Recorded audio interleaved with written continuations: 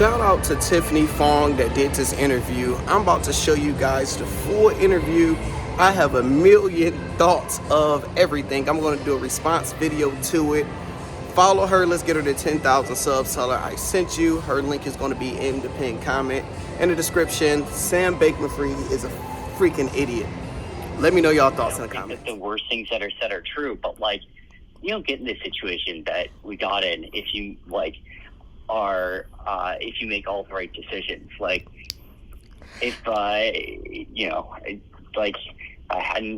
I'd been more careful, there's a billion things I could have done. There was something about a backdoor that allowed you to execute commands that could alter the company's financial records without alerting others. That this was put in place. I think that was a Reuters article, which made it seem like you secretly were moving money in the background. Wait, and this is something that I would be doing? It kind of said that SBF put a secret backdoor so that he was moving funds to Alameda and it was undetected.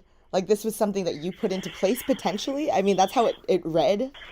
Well, that's interesting. So that I can tell you is definitely not true. I don't even know how to code, is the honest, embarrassing answer. I certainly wasn't building some backdoor in the system. I could barely use the system. That's not true. I use the system pretty well from a user interface perspective. But I literally never have opened the code for any of FTX. So I certainly didn't build a backdoor in there, and I don't know exactly what they're referring to. It's let me try and give you the nearest neighbor to that. The thing that is true that most resembles that statement, which is that there was a fuck up, which is a long and almost boring story, but basically, there was, I don't know if it's what that's referring to, but I was wrong. I was incorrect on Alameda's balances on FTX by a fairly large number, an embarrassingly large one, and it was because of a very poorly labeled accounting thing, which was a historical artifact of a time before when, from before FTX had bank accounts. And the result of that was basically there was a time way back yonder when people would wire money to Alemeda and then ask to be credited on FTX. That just basically never got screwed up. And that was a pretty big miss, and meant that Alemeda was substantially more levered than I thought it was. I don't know if that's what that comment's talking about, but that's the best thing the sort of closest thing I can think of for it. It's possible that it went through a number of games of telephone before ending up like that. I don't know. Then I guess just the whole FTT thing, just using it as collateral and it being potentially pretty illiquid. A lot of people use FTT as collateral on FTX. I think it had real value. That being said, there are a few problems. One of which was, again, the position's bigger than I thought it was. That wasn't good.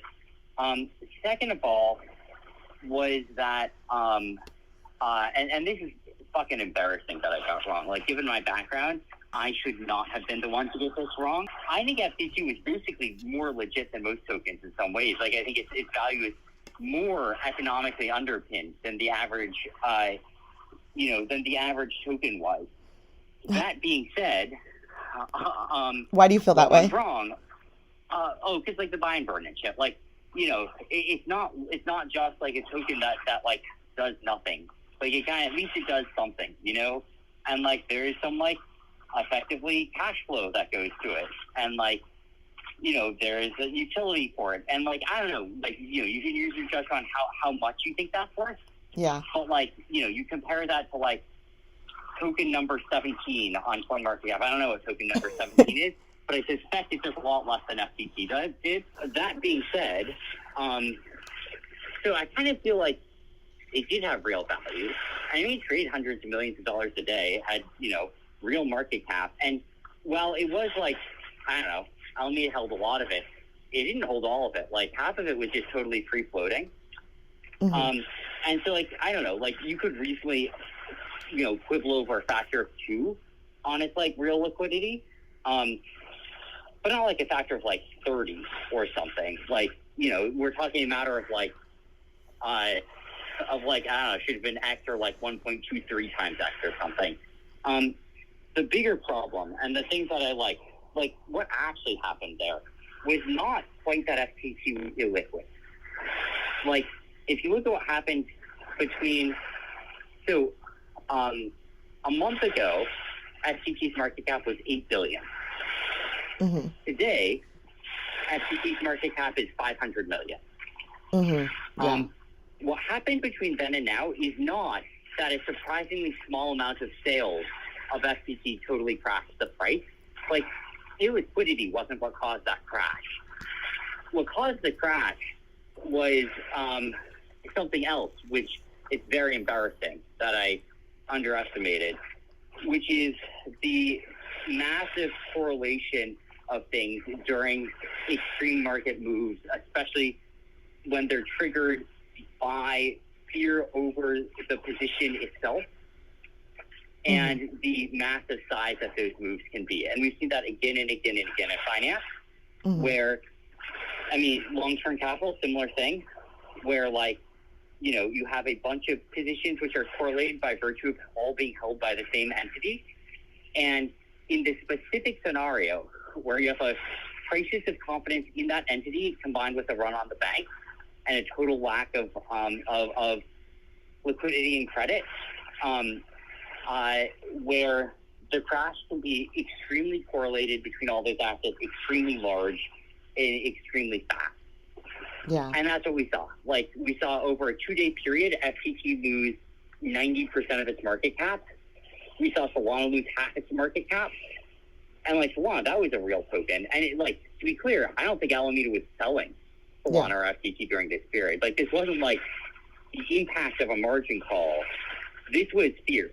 This was all the reaction to news coming out specifically surrounding FTX and Alameda and their solvency, and combined with the run on the bank on FTX, which basically meant that we saw moves that were 5 times as big as the biggest ever 2-day move for either of those assets in history. Which is on the one hand, you could say, and then on literally the exact same day that they completely collapsed in value, a total run on the bank on FTX, where we saw $4 billion per day of customer withdrawals, which is 30 times what we see on a normal day. So on the one hand, you can say, well, that was a 12 sigma event. How could we have predicted it? But that's what everyone always says. And of course, the answer is it wasn't a 12 sigma event because everything's correlated in those events. When you're and their tails are fatter than they appear, and when you the answer for how likely would that be, because that's what it would have taken to create this crisis. If you really wanted to bring down FTX's liquidity, you needed to take 60% out of the market cap of a variety of moderately liquid tokens within a 2-day period, and have more than 50% of all assets on FTX attempt to be withdrawn. Yeah. That was the triggering condition, and that was so many standard deviations outside of what you would normally expect, except of course, that shit's correlated. And that, specifically when there's a crisis of confidence in the thing itself, you just see you see, once you've got a couple 2 sigma events, everything else follows. Yeah. With high probability. And so it's the stress test scenarios, so to speak, that I was thinking about were not nearly stressful enough. I was thinking about Luna crash type scenarios, which were bad, but weren't this bad because they weren't tuned to specifically the things that would bring down FTX. Do you feel it was problematic that it was such a large part of the balance sheet? Yeah. Oh, so first of all, yeah. Well, sorry, or let me take that back. I think it was problematic that it was such a large margin position. Mm-hmm. If you got a lot of tokens sitting there doing nothing, there's nothing wrong with that. But if you're using them as collateral, right, then then you've got to worry about concentration risk on the asset side. And so I think that was problematic. I also think, again, I should have been way more worried about like extreme downside cases than I was. But also on top of both of those, I fucked up and like was incorrect about the size of the position by a shockingly large number until Sunday night when I recalculated it. Because of this historical accounting quirk, I was off by many billions of dollars on how big this position was. So FTX International was separate from FTX US, and you had stated that FTX US was solvent. So I was wondering why FTX US had to go to Chapter 11 as well. Oh, yeah. It's a really good question. Well, you blame the fucking idiot you're talking to for actually filing this document. I was sort of coerced to doing it, but I should have just said no. I had that right. I probably would have been reported to everyone you could imagine for not doing it, but it would have been worth it because it's the right thing to do to not file. And like, I would give anything to unfile that right now. You don't feel that FTX US should have filed for bankruptcy? And well, so if they are completely separate and FTX US was solvent, then would that mean that FTX customers would expect like a decent recovery? Just because I feel like all the numbers that have been floating around. Sorry? FTX or FTX US? US. Just because the only numbers I've seen floating around, like the Financial Times, the recovery looks pretty slim for... That's very international. Yeah. US is 100%. So then FTX US customers could potentially expect decent recoveries then after all this? If the US team hadn't turned off the Amazon accounts, they could already be withdrawing. You know what the honest answer is? FTX US was so fucking solvent that even after losing like $250 million to a hack on the way to bankruptcy, it's still solvent. It's about $500 million over. Withdrawals were opened first to citizens of Antigua or Bahamas, yes. Bahamas. Yes, and then the regulators or securities said that was not approved. Yeah, I think I might have said I think the right decision. Wait, sorry? It was... All right, so I ran it. I gave them a heads up, a one-day heads up that we were going to do it. They didn't say yes or no. They didn't respond, and then we did it. The reason I did it was critical to the exchange being able to have a future, because that's where I am right now, and you do not want to be in the country with a lot of angry people in it, and you do not want your company to be incorporated in a country with a lot of angry people in it. And so it was, realistically speaking, it's shitty, but like, yeah, the pathway forward for FTX involved Bahamians not being pissed at it. Because I guess it could have been looked at as like insider withdrawal sort of thing. Oh, it wasn't insider withdrawals. No, this was trying to create a regulatory pathway forward for the exchange. Just to like kind of appease the citizens of the country that you're currently in, basically. And that the company was about to be assigned a provisional liquidator. And I donated to both parties. I donated about the same amount to both parties this year. That was not generally known because despite Citizens United being literally the highest profile Supreme Court case of the decade and the thing everyone talks about when they talk about campaign finance, for some reason, in practice, no one can possibly fathom the idea that someone in practice actually gave dark. So, I don't know, all my Republican donations were dark. If you won't see them. And the reason was not for regulatory reasons.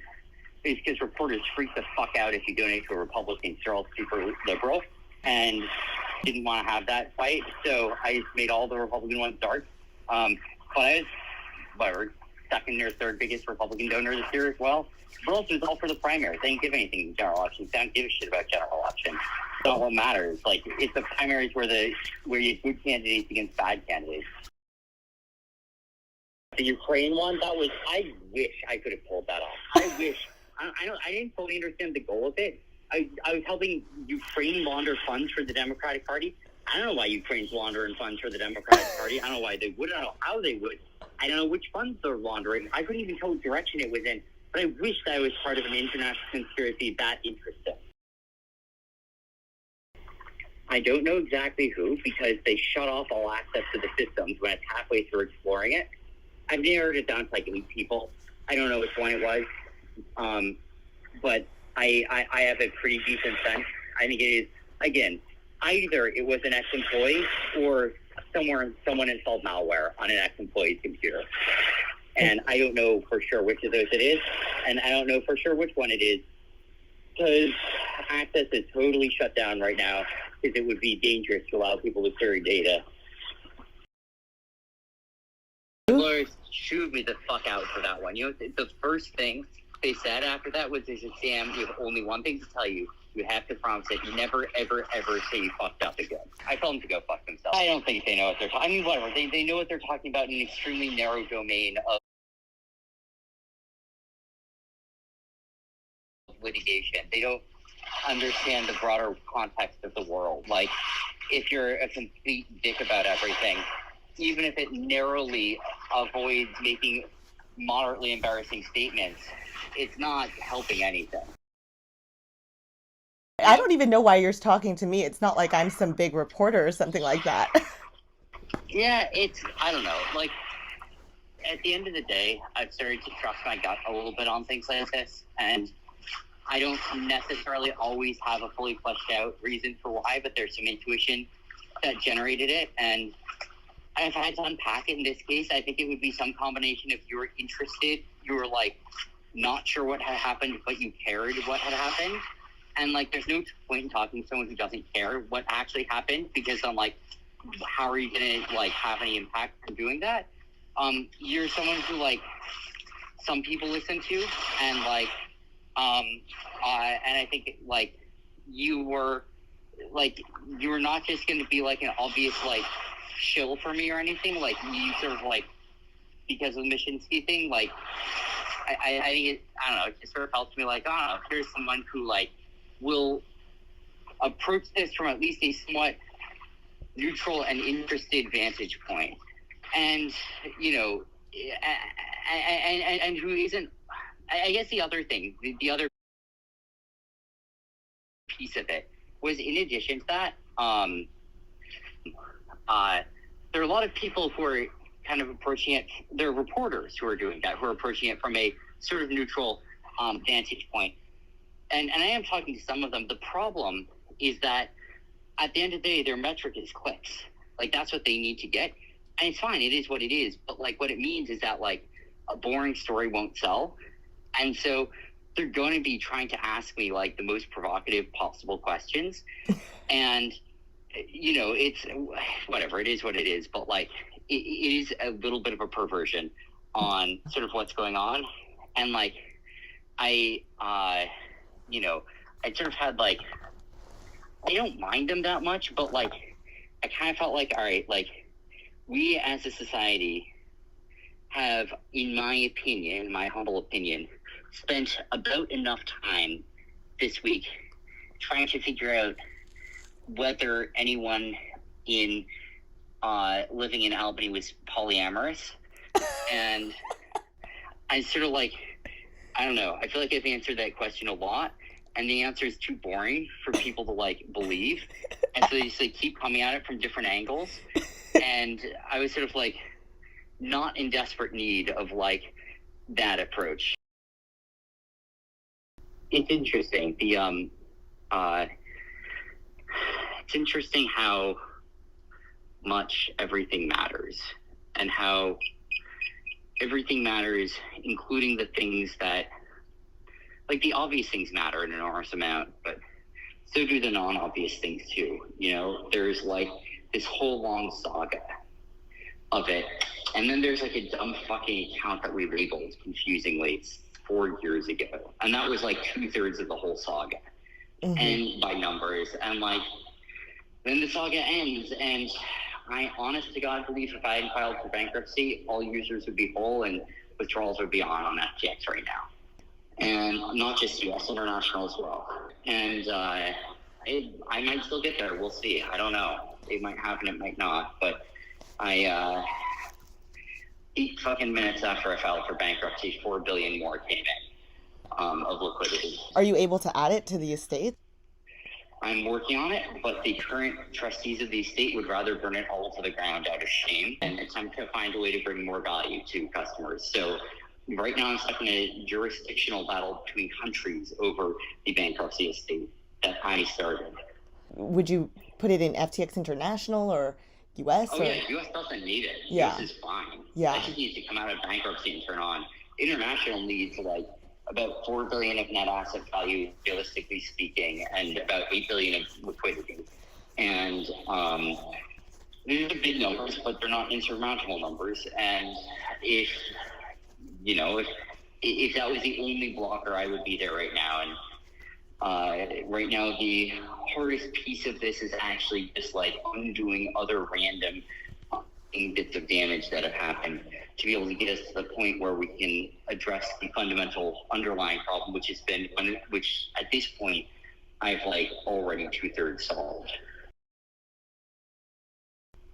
Do you think the numbers that have come out are pretty accurate on what people can expect? Like the Financial Times balance sheet kind of looked like people could expect basically nothing on international. Well, I mean, not nothing. Like I think, that's not counting like just liquid assets that are there. I think if nothing happens, if I can never do anything again and they're left to their own devices, eventually US will get a penny on the penny, a dollar on the dollar once they get around to admitting that. And international will get, I don't know, 20, 25 cents on the dollar. So I don't know exactly what, something like that. But I don't know, that's because they got $4 billion sitting here waiting to be injected. If they will let us inject it, so. Well, then, so are you kind of hopeful that FTX US or FTX International can just like turn back on at some point? Because obviously Chapter 11 is restructuring, so you technically could restructure and reopen in the future. Is that your goal? They sent me the AWS key. It'd be on tomorrow, and withdrawals would start opening up over the next month. But right now I'm fighting over an AWS key. We'll see. We'll see what I can do. I mean, the embarrassing thing is I was the one who filed. Like, it wasn't even that I'm trying to, like, usurp someone else's company. I'm trying to usurp my own company. And from the process that I myself started. So and the people who I myself put in charge grudgingly are not happy about that prospect. So I've been trying to figure out the best way to relay information from my phone calls with Sam, but obviously a lot of nuance and tonality gets lost in Twitter threads. So I figured the most fair and accurate way to represent Sam's responses would be by letting people listen to the audio itself. Just to be clear, I am fully aware that Sam has full incentive to represent himself in as positive a light as possible, so I do take a lot of his answers with a grain of salt, especially without hard evidence. Also, I did provide more context in a previous video, but just to be clear, I am not an official journalist or a reporter. This was my first time interviewing literally anyone ever, and it was fucking Sam Bankman-Fried. So I apologize if I didn't ask the questions that you would have asked. I didn't have a lot of notice for this phone call, so I didn't really have questions lined up. This phone call took place at about 3 a.m. on November 16th, and we had a second phone call on November 20th, so I will post that shortly on my YouTube channel.